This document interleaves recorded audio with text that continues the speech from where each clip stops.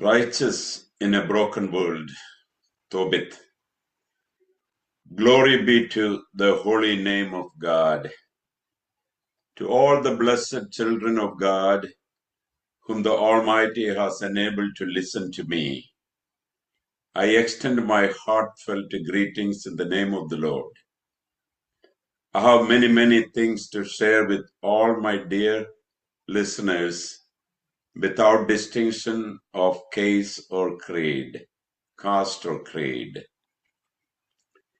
Yet, if it is God's will, let us hope in the Lord that this will be fulfilled in the days to come.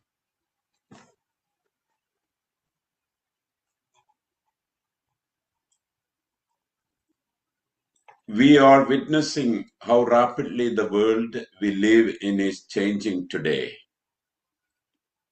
Many things we once thought were secure are collapsing.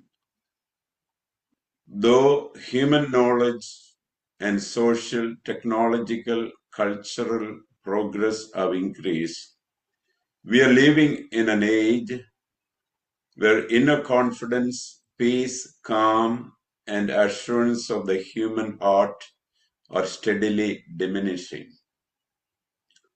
In this context of chaos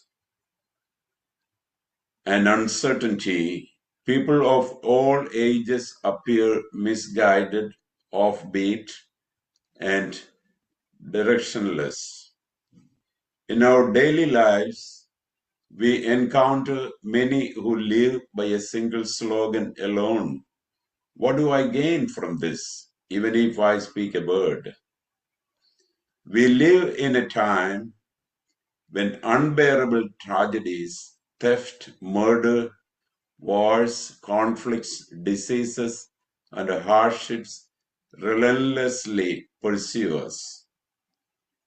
Even in the temples and homes where God dwells, disputes about today. It's an age in which life values have faded away. For every problem, people rush in and out of courts of law, losing wealth, dignity, and peace alike. Exploitation alone seems to be the goal. Who the person is no longer matters. We are left wondering, where is God? Where are love, compassion, and forgiveness? We cannot deny the reality that many among us live sighing deeply, suffering from an acute poverty of love. So we must reflect on what we can do today. Let us not delay. When we think spiritually, Scripture reminds us of certain truths we must recognize. Securities or trust placed solely in human beings do not endure for long. Faith in God, prayer, humility, love, compassion, and forgiveness are what keep a person inwardly firm and stable amid all instability. Though the world may change and times may shift, God's love, His word, truth, justice, and mercy never change. These are the true foundations of human life. We must surely know these things and live and act accordingly. From the scriptures, let us together become acquainted with a model servant of God appointed for us today by the Almighty. Though perhaps not as familiar to us as Job, the righteous man testified by God Himself, there is another servant of God who lived righteously in a world filled with chaos and uncertainty, preserving the purity of his life through good deeds alone, even amid deprivation. That servant is Tobit, and his wife is Anna, son Tobias, daughter-in-law Sarah, who speaks to us today. In response to the prayers and righteous deeds of Tobit and Sarah, God even sent Raphael, one of the 7 angels who stand in the presence of God, to the earth, a historic event recorded in their lives.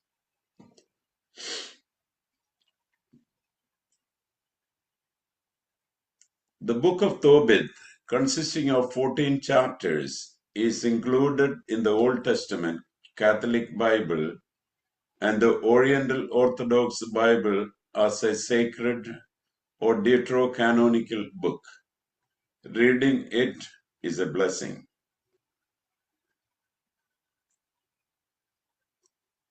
Tobit, a righteous man who lived around 722 BCE, was truly a praiseworthy hero of faith because of his works of mercy. Living in a time marked by exile, fear, and spiritual struggle, Tobit chose the path of righteousness even amid crisis. Knowing he might lose everything, living for the Lord, for the salvation of his soul, and for eternity. Though expelled from his homeland, stripped of security and wealth, and finally even deprived of his sight, Tobit faithfully observed God's law with zeal. Like Abraham, the father of believers, he gained a favor before God.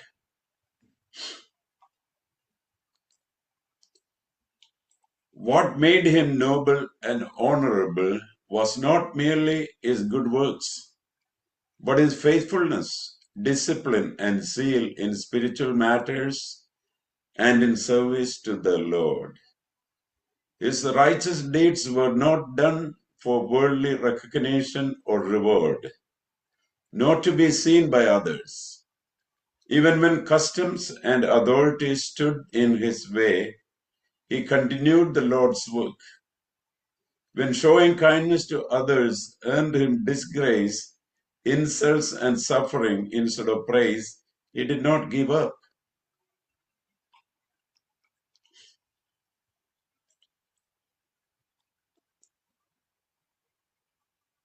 Though he did not possess abundance, out of his lack, he fed the hungry, helped the poor, buried the dead, honored and observed feasts and fasts, and faithfully gave tithes and offerings. His wife Anna works as a domestic helper in other homes, solely to support the household, especially during the 7 years when Tobit lived blind. That blessed woman must have labored greatly and suffered much.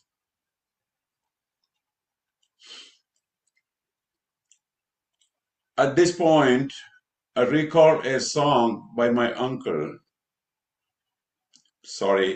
dad when I was a child, and share just 2 lines for you. Please listen. If human life is to find fulfillment, one must be ready to wipe away the tears of the lowly. The one who performs that noble deed, why should such a one seek joy elsewhere? A deep, meaningful thought, the joy that needs no other. Let's move forward.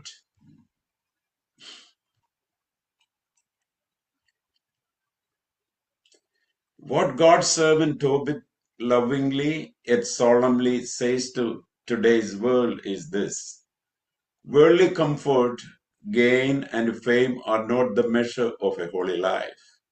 Rather, true holiness is remaining steadfast in our firm faith in God. Even amid suffering and trials, God desires that we be holy as he is holy. 1 Peter 1:16. Through scripture, God reminds us today of these truths. All the good deeds we do in secret are seen by God. God delights not in sacrifice, but in mercy. He honors obedience and faithfulness. Faithfulness springs up from the earth, and righteousness looks down from heaven. Psalm 85:11. Through the Holy Spirit, Saint Peter exhorts us, if it is God's will that you suffer, it is better to suffer for doing good than for doing evil. 1 Peter 3:17. These are precisely the truths Tobit's life teaches us.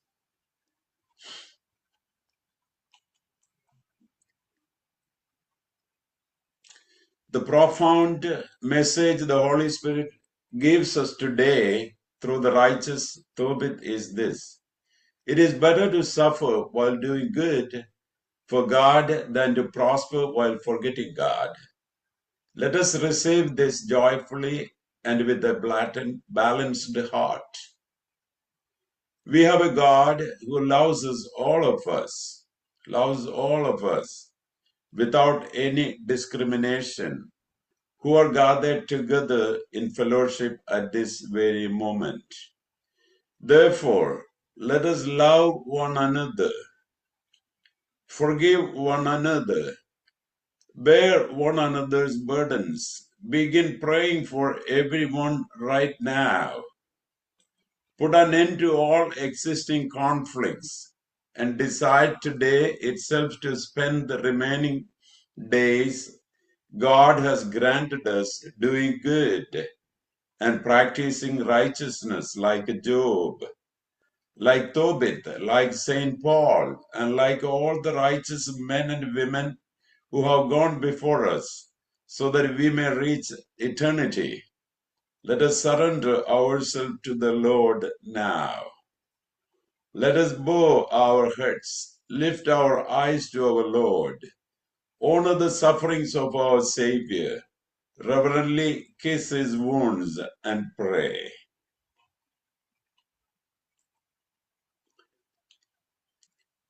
O good God, the source of all goodness, righteousness, and mercy, we praise you for the living witness of your servant Tobit. We thank you, O God, for enabling us today to know that Tobit loved your commandments more than worldly comforts, and for granting us the grace to live according to your commandments. When this world tempts us to compromise, grant us hearts of firm faith like Tobit's. Teach us to see the hungry, to honor the forgotten, and to do good without expecting reward. When trials darken our paths, when pain touches our bodies, our families, and our hopes, grant us the patience, perseverance, divine vitality, and strength you gave Tobit. Open our eyes to see goodness as true wealth, obedience as true success, and faithfulness as our great calling. May our lives, like Tobit's, become pleasing to you, O God. Help us to bear silent witness that you are a righteous and faithful God, living and active in us and among us. O Lord God, we place before you all our beloved ones who suffer in this world from illness and many other hardships, not by our holiness or worthiness, but solely by your long suffering, great mercy, and the holiness of your name.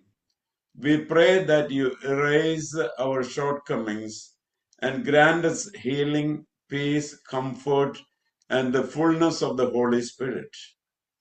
With the humility and hope, I, your servant, together with your beloved children, these listeners, offer this prayer to you in unity, love, and lowliness. Hear us, O Lord, and receive us. In the name of the Father, and of the Son, and of the Holy Spirit. Amen. I pray that God bless you all. I conclude by humbly requesting you, your love, compassion, and prayers. Thank you and my respectful greetings. O Lord, our God, we praise you, we thank you, we glorify you. Amen.